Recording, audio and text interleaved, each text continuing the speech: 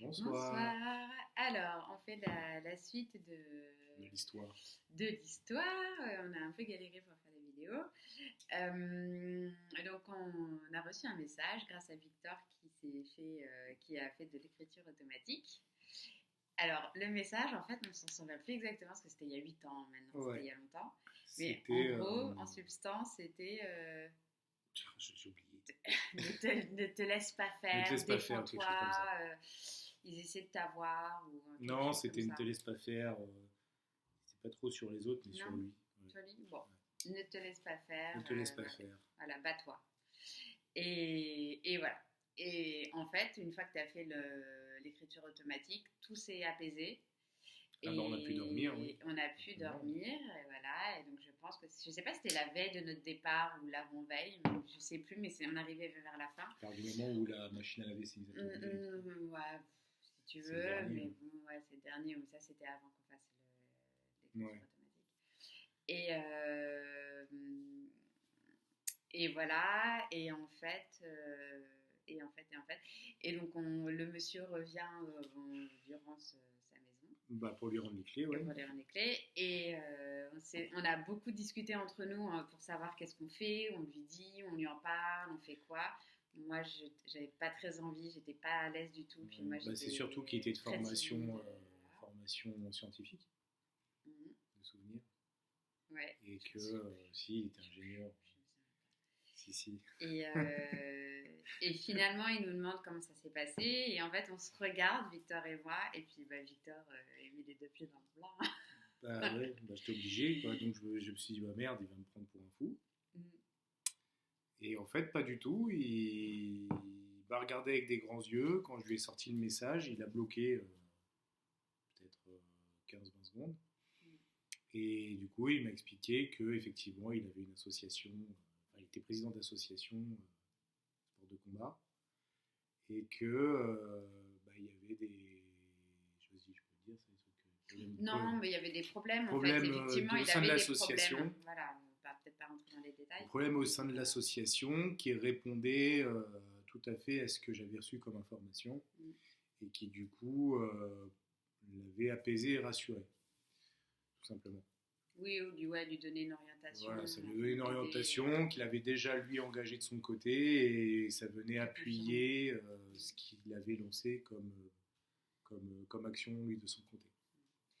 Et du coup, moi qui n'osais pas trop parler et tout, il faut savoir que j'avais beaucoup de mal, avant de rencontrer Victor, j'avais beaucoup de mal à dire mes ressentis, etc. J'en parlais pas, j'étais très très très secrète sur ça. Et donc j'étais un peu enhardie par Victor. Et oui, j'avais envie de dire enhardie, voilà. Et en fait, donc je lui dis, mais sous le manteau de fourrure, il est à qui? Et là, euh, il me dit, ça a été à ma mère qui est décédée, etc. Et je l'ai sorti là pour lui faire prendre l'air. Enfin, je sais pas pourquoi faire. Hein. Et donc là, on a dit, ok, ça doit être elle et tout. Et effectivement, je crois que tu avais rêvé aussi, toi, tu avais vu dans les rêves une vieille dame. Non, Ouais, un rêve violent. Bon, bref, voilà. Un rêve hollywoodien. Donc voilà, et donc c'est vrai que du coup, on a fait le lien, on a réussi à faire le lien avec le manteau de fourrure, le message, et lui qui nous a confirmé que ce qu'il vivait, ça collait complètement. Et voilà, et en fait, ce monsieur nous a remercié par texto, je pense on était dans le train du retour, et nous a réécrit plusieurs fois pour nous souhaiter la bonne année et tout.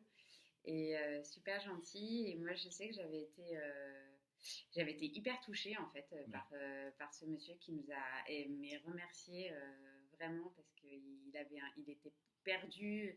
Il n'osait pas vraiment prendre cette décision ou il l'avait prise, mais il n'était pas sûr. Enfin, il y avait une histoire. Il avait été vraiment perdu et moi, ça a été un tournant vraiment dans ma vie. Ça a été un tournant cette histoire.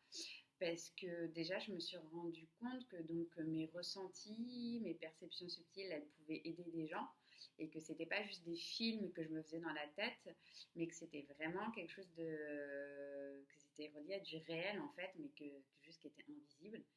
Et aussi que quand je captais un dysfonctionnement quelque part, c'est qu'il y avait vraiment un dysfonctionnement quelque part et qui en fait était tellement subtil ou microscopique, hein, c'est vraiment très très très petit, c'est du détail, que c'est imperceptible pour les autres. Et c'est vrai qu'il y a des moments où on se remet beaucoup en question parce qu'on ne sait pas comment expliquer et que je n'osais pas trop poser la question aux gens, donc j'avais pas de moyen de vérifier mes ressentis en fait.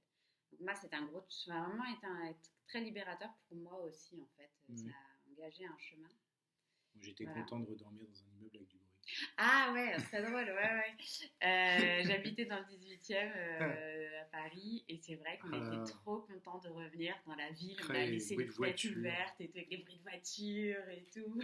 En enfance, quoi, le côté rassurant du bruit. Exactement, c'est exactement ça parce que ça nous a fait du bien en fait de revenir dans la ville.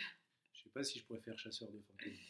Non, je ne pourrais pas. Ou alors, mais en tout cas, ça a confirmé aussi, c'est aussi le chemin que j'ai eu envie de prendre, qui est d'aider les vivants, les gens dans leur cheminement. Et moi, ça ne m'intéresse pas le côté médium, dans ce cadre-là, ne m'intéresse pas.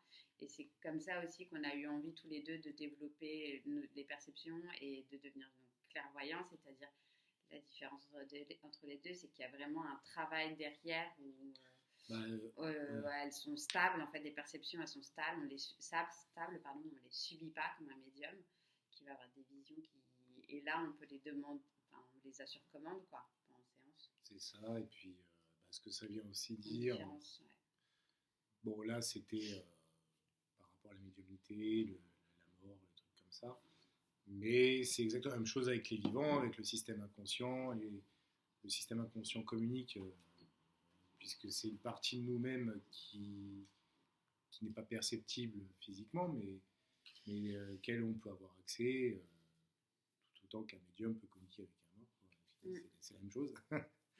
Qu'on le veuille ou non, il y a une partie de nous qui est un peu sur l'au-delà. Et c'est cette partie-là, en tout cas moi personnellement, que je perçois, avec laquelle j'arrive à communiquer un petit peu. Et que j'utilise du coup pour les vivants, parce que bon, les morts, j'ai vu assez de films hollywoodiens et c'est bon. Oui, puis tu l'as beaucoup fait petit. Ouais, puis j'ai fait beaucoup petit. T'as envie de passer à autre chose. Ouais, passer les nuits dans des trucs. Voilà. On vous en racontera peut-être d'autres, on verra si ça vous plaît ou pas.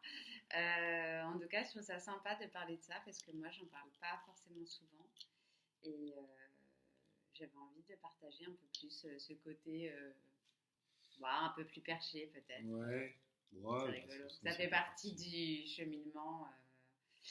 C'est normal. Au début, quand on est médium, on arrive sur un lieu, on chope à peu près tout ce qui passe. Ouais. C'est un très gros travail. C'est ça aussi, peut-être qu'on a envie de dire, c'est que c'est un très gros travail. C'est ce qui fait qu'une séance coûte un certain tarif, c'est qu'à un moment donné, le travail sur soi, ça a une valeur. Voilà. Merci en tout cas, et puis n'hésitez pas à faire des petits retours en commentaire, avec plaisir, ou de nous poser des questions. Voilà, bonne soirée. Bonne soirée à vous.